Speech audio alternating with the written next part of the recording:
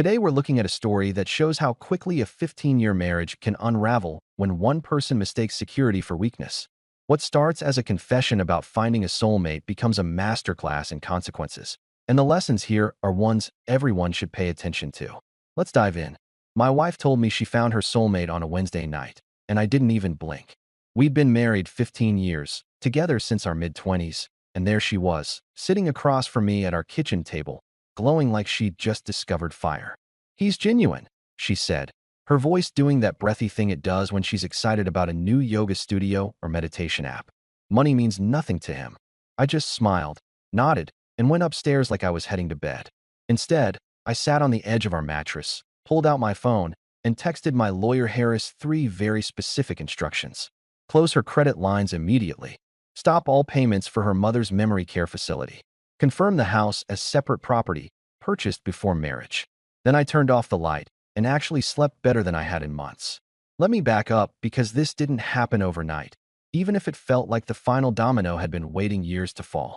I'm Mark, 41 years old, and I work as a lineman for the power company. That means I climb poles in storms, work overnight shifts when transformers blow, and come home covered in grime that doesn't wash off easy. It's dangerous work, the kind where you're always one mistake away from becoming a statistic, but it pays well. Really well. Well enough that for the past 12 years, my wife Claire hasn't worked a single day. Well enough that I bought our house outright before we even got married, a 3-bedroom place in a decent neighborhood with a yard and a 2-car garage. Well enough that I've been covering every single bill, every grocery run, every random hobby she picks up and drops within 3 months. Well enough that I've been paying $4,500 every month for her mother's care at Pinehurst Memory Care, a private facility with actual nurses and therapy programs, not some bare minimum state warehouse. Claire is 39, and she's beautiful in that effortless way that makes people assume she's got her life together. She does hot yoga 3 times a week, has a closet full of Lululemon, and speaks fluent Instagram caption about self-care and finding your authentic self. For 12 years, her job has been finding herself. She tried photography, then pottery, then life coaching without any actual certification, then something involving crystals that I stopped asking about. I didn't mind at first because I thought we were building something, a partnership where I handled the financial pressure and she handled everything else. Except the everything else kept shrinking until it was basically just her own schedule and her own interests. The signs started small, the way these things always do. New friends I'd never met. A sudden interest in art galleries, which was funny because she'd never mentioned art before except to say museums were boring. She started dressing differently, not for me, but for whenever she went out, which became 2 or 3 nights a week. Her phone became this extension of her hand, always face down on the counter, always buzzing with messages that made her smile in a way I hadn't seen in years. I'm not an idiot, and I'm not the jealous type, so I didn't immediately jump to conclusions. I just stopped asking questions and started paying attention. Here's something I learned the hard way. When someone stops caring if you notice their changed behavior, they've already checked out emotionally. Then came the night that changed everything. I'd worked a double shift because a storm knocked out power to half the county, 16 hours straight in freezing rain, and I came home expecting maybe some sympathy or at least a hot meal. Instead, Claire was sitting in the living room with this energy, this nervous excitement, like she'd been waiting for me. She asked if we could talk, and I knew right then what was coming. I sat down, still in my work boots. And she told me about Blake. He's a creative consultant, whatever that means, and they met at some gallery opening her new friend dragged her to. It just happened, she said, like she'd tripped and fallen into emotional intimacy. We connected on this deep level, spiritually, you know? I didn't know, but I nodded. She kept going, talking about how Blake understands her, how he's genuine and authentic, and all these words that basically meant he wasn't me. Money means nothing to him, she said again, like that was supposed to impress me. He lives in this tiny apartment and makes art, and he's just so real. I didn't yell. I didn't throw anything or demand she leave or any of that dramatic stuff you see in movies. I just asked if she was planning to leave me for him, and she got this look, half guilty and half annoyed, like I was missing the point. I don't know, she said. I just needed to be honest with you about what I'm feeling. She wanted permission, I realized. She wanted me to give her my blessing to explore this thing with Blake while keeping all the comfort and security I provided. She wanted to eat her cake and have it too, and she genuinely seemed to think I'd just sit there and take it. Have you ever had someone confess something terrible to you and expect you to thank them for their honesty? So I told her I needed to think, kissed her on the forehead like nothing had changed, and went upstairs. That's when I texted Harris, my lawyer, a guy I'd worked with when I bought the house and set up my will years ago. 3 simple instructions, sent at 11:42 at night. Close the joint credit cards where she's an authorized user. Stop all payments to Pinehurst Memory Care. Explain I'm no longer financially responsible. Confirm the house as separate property, purchased 2 years before we married. He responded within 5 minutes with one word, done. Then he followed up asking if I wanted to meet Friday morning, and I said yes. Claire thought I was processing, maybe even coming around to her enlightened perspective on love and soulmates. She smiled at me the next morning over coffee, gave me this grateful look like I was being so mature and understanding. She had no idea that by the time she woke up, her safety net had already started to disappear. The joint credit cards where she was an authorized user were already frozen. The call to Pinehurst had already been made, informing them that I would no longer be responsible for Mrs. Parker's care and they should contact the family immediately for the payment due next week. The house she'd been living in rent-free for over a decade was legally confirmed as mine and mine alone, purchased 2 years before we even got married. I went to work that morning like it was any other day, climbed poles, fixed lines, came home exhausted. Claire was out, probably with Blake, probably feeling like she'd finally broken free from whatever cage she'd imagined our marriage to be. I made myself dinner, watched some TV, and went to bed early. Friday was going to be interesting, and I wanted to be rested for it. She thought she'd found her soulmate, someone genuine who didn't care about money. That was about to be tested in ways she couldn't possibly imagine. Because when you spend 12 years not working and not building anything of your own, money suddenly matters a whole lot. She smiled that night thinking I understood, thinking I was going to just accept this new reality she'd decided on. She had no idea her safety net would vanish within days, and honestly, I slept like a baby knowing what was coming. Notice how the red flags weren't new, they'd been there for months. The key lesson here is that protecting yourself legally isn't vindictive. It's necessary when someone shows you they're willing to use your resources while exploring other options. Documentation and preparation matter more than emotional reactions. Friday started normal for me and apparently ended in complete chaos for Claire, though I didn't find out the details until much later. I went to work at 6 in the morning, spent 8 hours replacing insulators on a transmission line, and came home around 4 to find 19 missed calls and a dozen text messages. All from my wife. I didn't listen to the voicemails right away because I already knew what had happened, and honestly, I wanted to take a shower first. When I finally sat down with a beer and pressed play, the progression was almost entertaining. The first message was confused, asking why her credit card got declined at some restaurant downtown. The second was annoyed, saying there must be some mistake with the bank. By message 9, she was crying. By message 14, she was screaming. The restaurant incident was perfect timing, completely unplanned by me, but beautiful in its simplicity. Claire had taken Blake to lunch at some trendy place with small plates and big prices, probably trying to show him that she had resources, that she wasn't just some housewife having a midlife crisis. The card declined in front of him, in front of the server, in front of other tables who definitely noticed. She tried pulling out another card from the same account. Same result. Blake apparently offered to pay, which he did, but you could hear in her voice how humiliating it was. This genuine artist who didn't care about money had to rescue her from a $70 lunch bill, and something about that moment seemed to shift things between them, though she didn't say it directly. The real panic came from the call she got about 2 hours later. Pinehurst Memory Care doesn't mess around when it comes to payment, and their billing department is ruthlessly efficient. They called Claire directly since I'd given them her number as the family emergency contact when I informed them I was no longer financially responsible. The woman on the phone was polite but firm, explaining that next week's payment of $4,500 needed to be arranged immediately, and if the family couldn't commit to continued payment, they'd have to begin the process of transitioning Mrs. Parker to a county facility. Claire completely lost it, according to what she screamed at me later. She told them there was a mistake, that I always paid, that this was impossible. They told her to contact the family member who'd been handling payments, and that's when she called me 8 times in a row. I let it go to voicemail every single time. I wasn't being cruel, I was being strategic, and there's a difference.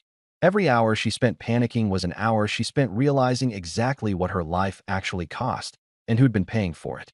When I finally called her back around 6 that evening, she told me she was at Blake's apartment, which I found darkly funny.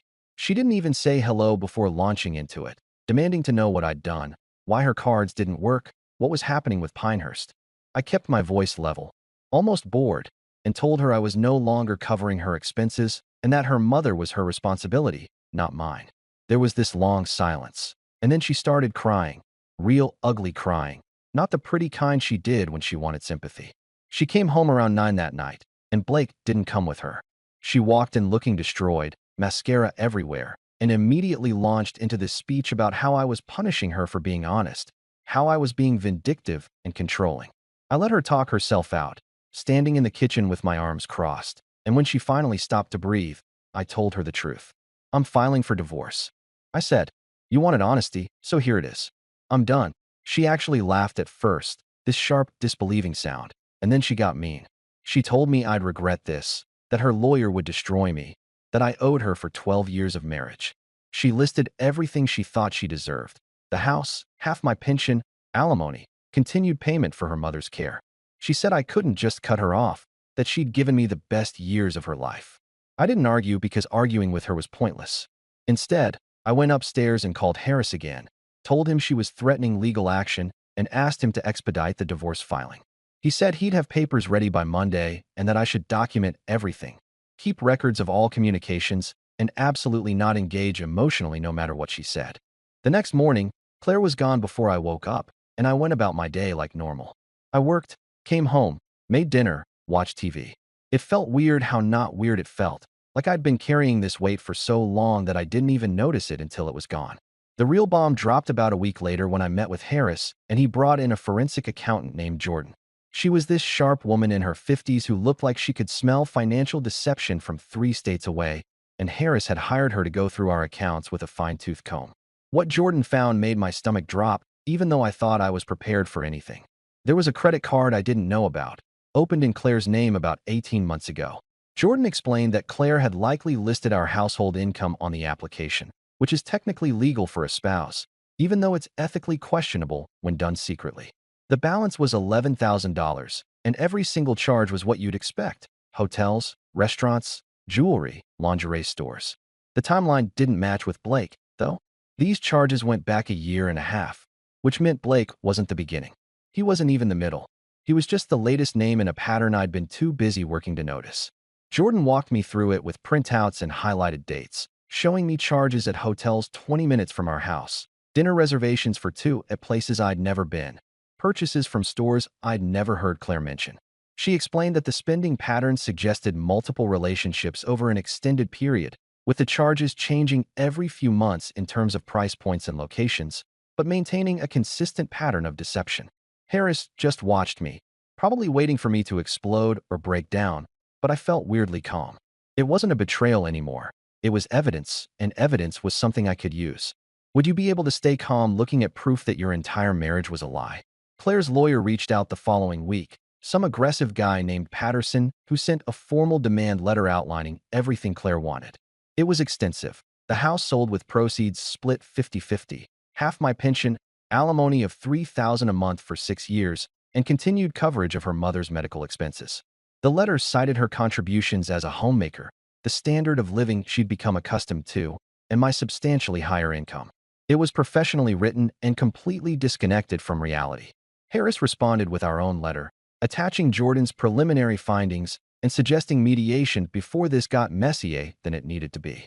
Jake, my best friend since high school, came over one night with pizza and beer, and I told him everything. He'd never liked Claire much, always said she treated me like an ATM with a heartbeat, but he'd kept quiet because that's what good friends do. He asked if Blake was still in the picture, and I told him no, that Claire hadn't heard from him in days. Turns out genuine artists who don't care about money also don't care about $4,500 nursing home bills. I said. Jake almost choked on his beer laughing, saying he couldn't believe she really thought Blake would step up. I just shrugged and told him she'd thought a lot of things that didn't match reality. The mediation was scheduled for 3 weeks out, which gave Jordan time to complete her full forensic analysis. She found more evidence, including another credit card from 2 years ago with $8,000 in charges that Claire had paid off by skimming from our joint account, a little bit at a time, so I wouldn't notice. She found hotel stays, dinner reservations, even some text messages Claire had been careless enough to send from our family plan phone.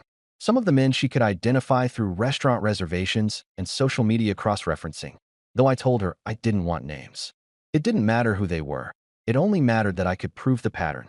Claire had been living two lives, and one of them was funded entirely by me while she lied to my face about finding herself and seeking spiritual growth and whatever other nonsense she'd fed me over the years. Blake wasn't the beginning, and honestly, he probably wasn't even special. He was just the first one she'd been confident enough to tell me about. The first time she'd gotten so comfortable in her deception that she thought she could make me accept it. She'd wanted permission to keep both lives, the security I provided and the excitement they provided. And when I didn't give it to her, everything started crumbling. Her soulmate disappeared the second real responsibility appeared, and she was living on her sister's couch, scrambling for answers. The mediation was coming, and I had evidence she didn't know existed. She thought she held the cards, but she was about to find out she'd been playing a game she couldn't win. This is where hiring professionals becomes critical. A forensic accountant can uncover financial deception that most people would never find on their own. The pattern of behavior matters more in court than individual incidents, and documentation beats emotion every time in legal proceedings. The mediation happened on a Thursday morning in a conference room that smelled like old coffee and institutional furniture polish. Claire showed up looking like she'd actually tried. Hair done, makeup perfect, wearing this professional outfit I'd never seen before that probably came from her sister's closet. She had Patterson with her, the aggressive lawyer who'd sent that delusional demand letter, and he had this smug energy like he thought this was going to be easy money. Harris sat next to me with Jordan on his other side, and between the three of us, we had two bankers' boxes full of documentation. I watched Claire's eyes flick to those boxes and saw the first crack in her confidence. Just a tiny moment of uncertainty before she covered it with that fake smile she used when she was nervous. Patterson started strong, laying out Claire's position like he was performing opening arguments in a trial. He talked about her contributions as a homemaker, the career opportunities she'd supposedly sacrificed to support my dangerous job, the standard of living I'd provided that she deserved to maintain. He mentioned her mother's medical needs, the emotional trauma of this sudden abandonment, my substantially higher income. It was a good performance, very rehearsed, and if I didn't know what was in those boxes, I might have even felt guilty. Claire sat there nodding along, playing the victim perfectly, occasionally dabbing at her eyes with a tissue even though no actual tears appeared. Then Harris opened the first box. He started with the timeline, walking through our marriage year by year, emphasizing that Claire hadn't worked in 12 years despite being perfectly healthy and capable. He showed documentation of every hobby she'd started and abandoned, every failed business idea I'd funded, every expense I'd covered while she pursued her endless journey of self-discovery. Patterson tried to interrupt a few times, but the mediator shut him down, and I watched Claire's face get tighter and tighter as Harris methodically destroyed the narrative she'd constructed about being a supportive partner. Jordan took over next, and that's when things got really uncomfortable. She laid out the first secret credit card, the $11,000 balance, and I watched all the color drain from Claire's face. Jordan went through the charges one by one, hotels and restaurants and jewelry, highlighting dates and amounts with this clinical precision that made it impossible to deny or explain away. Patterson tried to object, calling it a violation of privacy, but Jordan calmly explained that the card was tied to marital assets through the household income claim and was absolutely relevant to the proceedings. Then she brought out evidence of the second credit card, the one with $8,000 in charges from 2 years ago that Claire had paid off using money systematically skimmed from our joint account. Claire started crying for real then, not the pretty kind but the desperate kind, and she looked at me like I was supposed to save her from the consequences of her own choices. I just stared back with nothing, no anger, no sympathy, just this flat emptiness where all my feelings for her used to be. Patterson called for a break, and they huddled in the corner while he presumably explained how badly this was going. Harris leaned over and asked if I wanted to offer anything, maybe compromise to speed this up, and I told him no. She gets what the law says she gets, and nothing more. I said quietly. He nodded like he'd expected that answer. When we reconvened 15 minutes later, Patterson's whole energy had changed. The smugness was gone, replaced by this tired professionalism of a lawyer who knows he's lost, but has to see it through anyway. He made a much smaller counteroffer, $50,000 as a lump sum settlement. No alimony, no claim to the house or pension. Harris didn't even pretend to consider it. He laid out our offer. $3,000 for moving expenses, immediate signing of divorce papers with no contest, complete release of all claims to my assets and income. Claire actually gasped out loud, and Patterson looked like he wanted to argue, but Jordan wasn't finished yet. She pulled out the final piece of evidence, a comprehensive timeline she'd constructed showing at least 4 different relationships over the past 2 years, cross-referenced with credit card charges, social media activity, and even some text messages Claire had carelessly sent from our family plan phone. Jordan explained that this pattern of ongoing infidelity, combined with the financial deception and the fact that the house was separate property purchased before marriage, meant that in our state, Claire had virtually no legal claim to anything beyond what I was offering. Patterson looked at the documents, looked at his client, and I actually saw him deflate in his chair.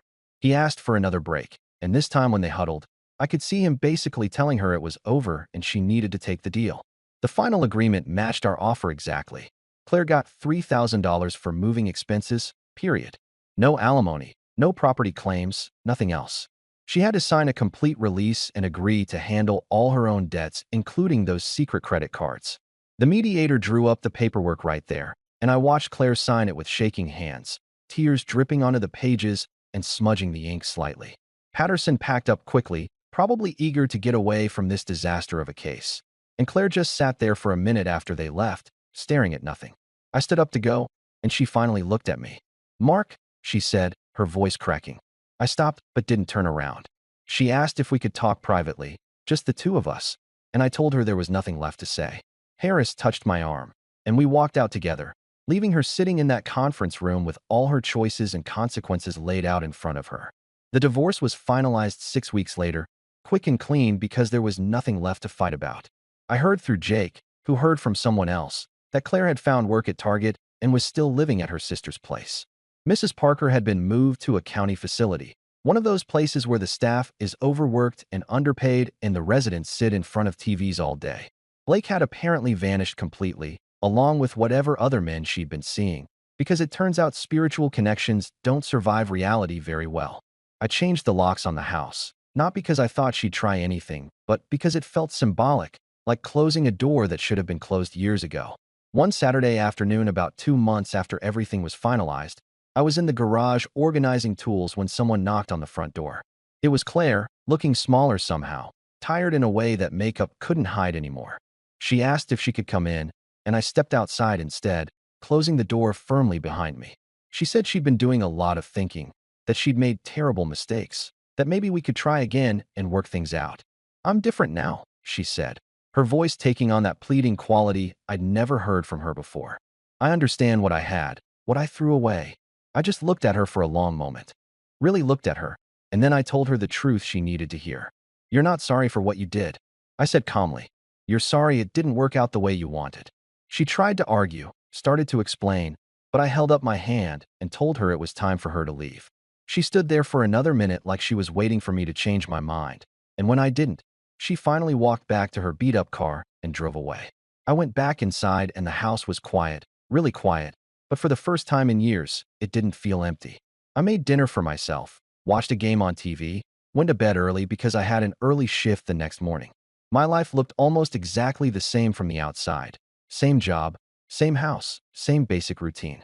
But something fundamental had shifted. I wasn't carrying anyone else's weight anymore, wasn't funding anyone else's fantasies or paying for anyone else's mistakes or pretending not to notice signs I absolutely noticed. She'd chased what she thought was a deeper connection, a soulmate, something more real than what we had, and she'd lost everything in the process. I'd lost a wife, but I'd finally found something I'd forgotten I was missing for 15 years, myself, and the peace that comes with not being taken for granted. The biggest takeaway from this story is understanding the difference between reacting emotionally and responding strategically. Financial independence, proper documentation, and professional legal help make all the difference when a relationship ends. Most importantly, someone who truly values you won't mistake your kindness for weakness or your support for unlimited tolerance of disrespect. What do you think about this story? Let me know in the comments, drop a like, and don't forget to subscribe for more real-life stories.